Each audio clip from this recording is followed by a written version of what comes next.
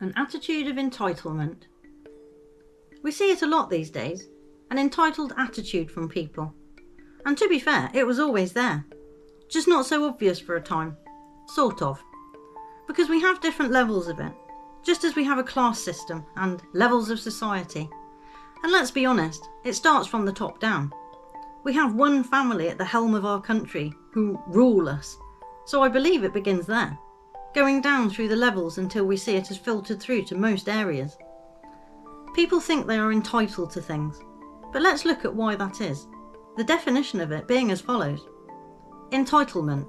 Believing oneself to be inherently deserving of privileges or special treatment.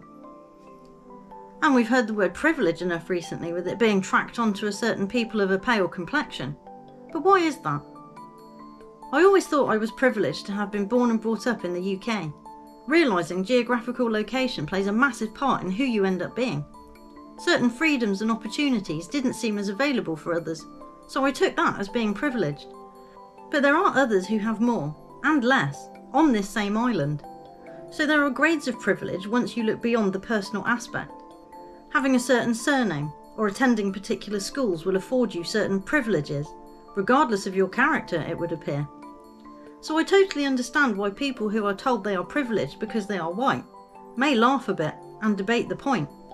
The working class have always been looked down on by what they call higher orders of society in this country, which is why it's slightly bemusing that people try so hard to get elevated to those upper ranks, where I guess you too become privileged and can then look down on others, because it wouldn't be to help others now, would it?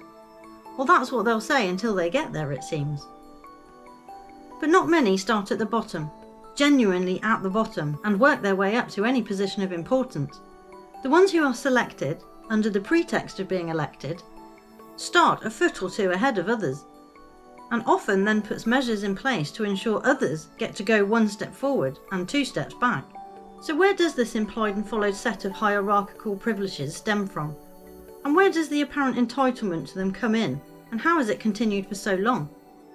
Now we see a general sense of entitlement has been filtered down to the normal folk of society. Is this so they can add more layers to the privilege cake, so that people will overlook the failings and ineptitude of those privileged elite, because you think you can get a step up near to it? I wonder. But why do so many people think they are entitled? Because they have been told they are, without really questioning or understanding it perhaps.